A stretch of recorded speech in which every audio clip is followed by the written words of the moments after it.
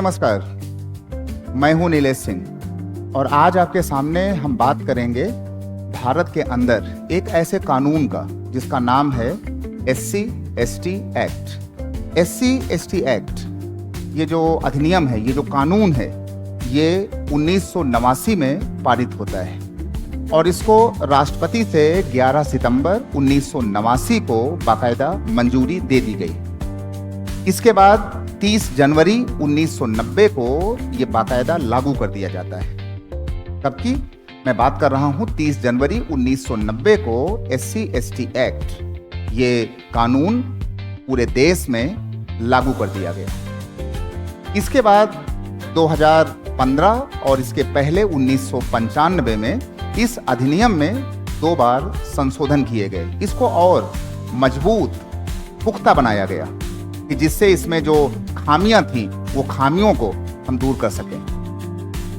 लेकिन अब क्या हो रहा है, जैसा कि हमारे वीडियो को जब आप देखेंगे, समझेंगे, तो ऐसा तो है ही नहीं कि आप इस वीडियो को समझ ना सकें। आजकल क्या हो रहा है कि SC/ST एक्ट में बहुत सारे निर्दोष लोगों को समाज के अंदर उनको गिराने के लिए उनको फंसाया जाता है, जबकि कानून ने कहा था कि शेड्यूल कास्ट, शेड्यूल ट्राइब्स, यानी कि अनुसूचित जाति, अनुसूचित जनजाति पर जो अत्याचार, पहले से भेदभाव जो होते रहे, उनको दूर किया जाएगा। इसको दूर करने के लिए ये SC/ST एक्ट 1989 अधिनियम पारित किया गया।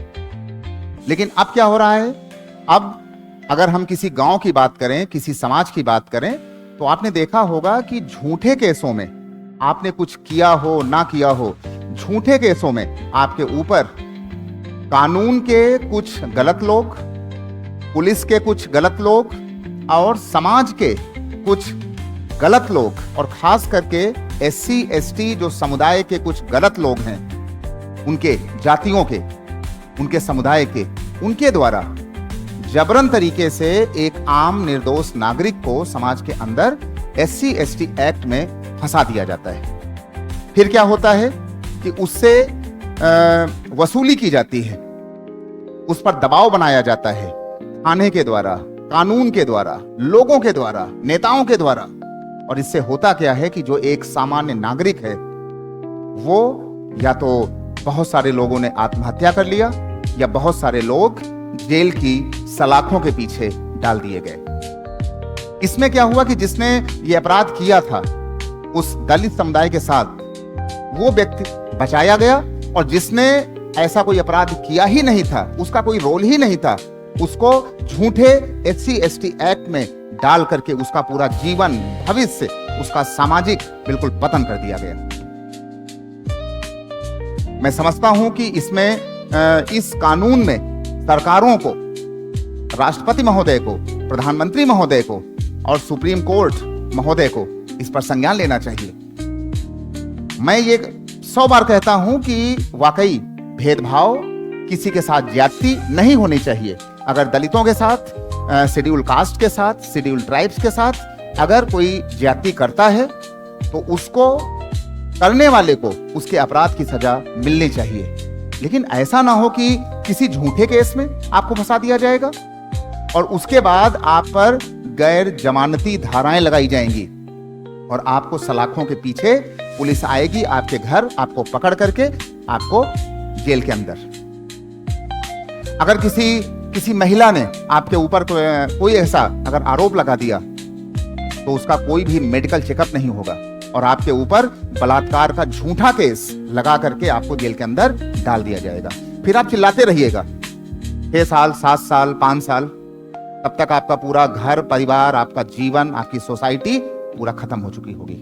तो मैं समझता हूं कि ये एक सामाजिक अभिशाप बन चुका है, और इस सामाजिक अभिशाप को बनाने में जो दलित समुदाय के उनके कुछ तथाकथित नेता हैं, ये उनका काम है कि वो एक आम लोगों को फंसाते हैं और फिर समझौते के नाम से वो पैसे की मांग करते हैं बाहर, कहीं चौराहे में, होटल में। और अगर आप समझौते में मान गए, डर के मारे, हंसी के मारे, तो आपने 1 लाख दिया, 2 लाख दिया, 5 लाख दिया, और बाद में जो पैसा मिला उसको जिसने आरोप लगाया था उसको मिल गया, और बाकी जो उनके नेता थे कुछ पैसा उनको मिल गया, कुछ पैसा पुलिस को मिल गया। तो मैं तो ये समझता हूं कि इस पर सुप्रीम कोर्ट का, सरकारों का, सुप्रीम कोर्ट के चीफ जस्टिस महोदय का और जो कानून के जानकार लोग हैं उनको एक उचित संज्ञान जरूर लेना चाहिए। नहीं तो आने वाले समय में ये एक सामाजिक अभिशाप बनकर के हमारे सामने आएगा और फिर उसको बचाने के लिए आपको फिर कोई एक नया कानून लाना पड़ेगा। तो आपको सोचना पड़ेगा।